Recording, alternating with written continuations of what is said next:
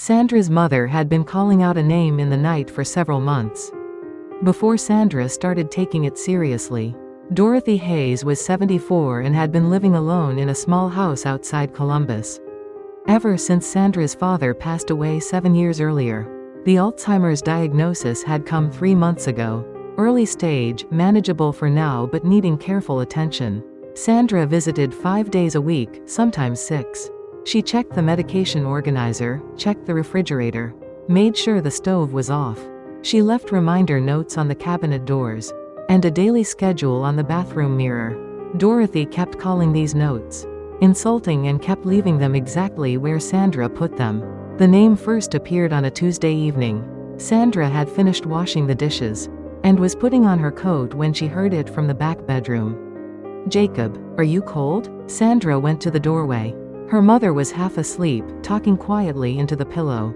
Sandra turned off the light and left without waking her. "Jacob." She turned the name over in her mind on the drive home. No Jacobs in the family. No Jacobs among her mother's old friends. No Jacobs that Sandra had ever heard mentioned in 48 years of being Dorothy Hayes's daughter. She let it go for a few days. Then it happened again in the afternoon. Dorothy was sitting at the kitchen table, looking at nothing in particular, and said, quietly, "I wonder if Jacob has eaten." Sandra stopped what she was doing. "Mom, who's Jacob?" Dorothy looked up at her. "What did you say?" She had already forgotten she'd spoken. Sandra called her brother Michael that evening. Michael said he had no idea. He said Alzheimer's sometimes made people invent companions, figures who felt real to the person but had no actual existence. Sandra supposed he was right. But something about the way their mother said the name didn't sound like invention. It sounded like longing. Dorothy's days came in 2 varieties now. On clear days her eyes were sharp and she laughed easily and told stories about her own childhood and her early years with Sandra's father. Sandra had started recording these conversations on her phone. Without saying anything, she wanted her mother's voice for the days when her mother might not be there anymore in the ways that mattered. On difficult days Dorothy went quiet, repeated herself, sometimes looked at Sandra without recognition. "Can I help you with something?" she asked Sandra once, as if Sandra were a stranger at the door. Sandra sat in the car in the driveway for a long time that evening. The worst days were not the days when her mother was confused. The worst days were the days when Sandra understood that more days like this were coming. Jacob kept appearing. At bedtime, waking up. Sometimes in the middle of a perfectly ordinary afternoon. "Jacob, are you somewhere warm? Jacob, have you had your supper?" The voice was tender. It was the voice Dorothy used with small things that needed protecting. Sandra asked about the name every time it came up. Every time Dorothy had no answer. Only a blank expression that meant the name was already gone again. That spring Sandra offered to help her mother clean out the spare room, a task that had been sitting untouched since Sandra's father died. Dorothy was having a good day.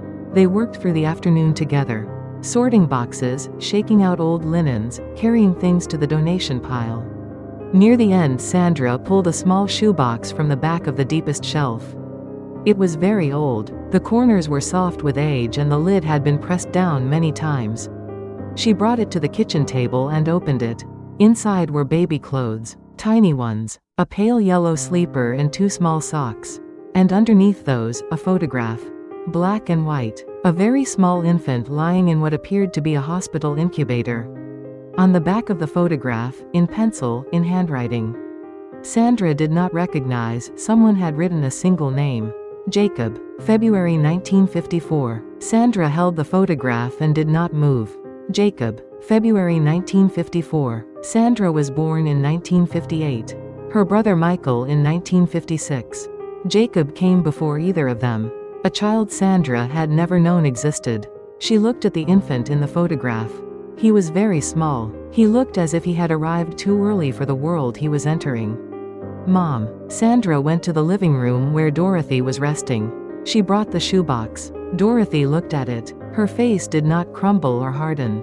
It became something quieter, the face of someone meeting something very old, that they have been carrying for a long time. "Who is Jacob?" Sandra asked. Dorothy was quiet. She looked at the box in Sandra's hands. Then she said, "My first." Sandra sat down slowly. "Your first child?" Dorothy nodded once. She said, "There was a man before your father. A brief time. Jacob was his. He was born but only lived 3 days. That was common then. The hospitals were not what they are now. The incubators were not reliable." Her voice was even. The voice of someone who has already wept everything there was to weep over this. And has come out the other side of it. Sandra did not know what to say. Her mother had kept this box for over 70 years. Had never spoken this child's name to anyone. Not to Sandra's father, as far as Sandra knew. Not to Sandra, not to Michael. For Sandra's entire life this child had existed in this house, in this box, on a shelf in the back of a spare room. And no one had ever known his name. And now, as her mother's memory was beginning to leave her, as the names of people and places and dates were fading, this name was coming back. It was rising to the surface while everything else went under. Whatever was most deeply stored, it seemed, was the last to go. "Do you miss him?" Sandra asked. Dorothy looked at her for a moment. "Every day," she said. Simply, without drama. The same way she might say she missed the weather of a certain summer. Sandra cried. Quietly, the way she had learned to cry in the past months. Without making it about herself. Dorothy reached over and put her hand on Sandra's. "I didn't forget him," her mother said. "I just kept him to myself. He was only mine to carry." Sandra did not put the shoebox back. She set it on the dresser in her mother's bedroom, where Dorothy could see it from the bed. She stopped asking about Jacob when his name came up in the night. She let the name be said. She sat near her mother and listened to it. This name that had been spoken only into darkness for over 70 years was now at least being heard by someone. She told Michael. He was quiet for a long time. Then he said, "I had no idea." "Neither did I," Sandra said. They stayed on the phone together without speaking for a while after that. Something about it was enough.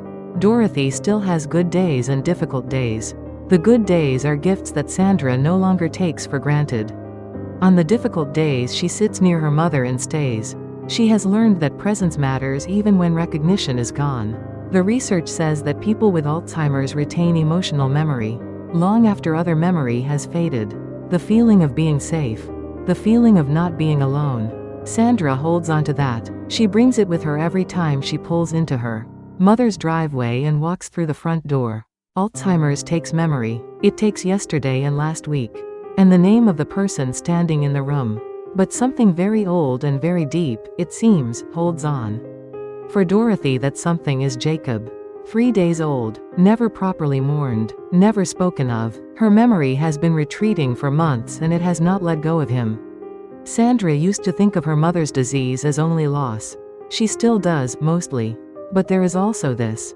The thing her mother would not put down, even as everything else fell away, was a child no one else knew she loved. If this story has stayed with you, please subscribe. There are lives like this everywhere. Quietly holding the things that never get said. We will keep telling them. Thank you for listening all the way through.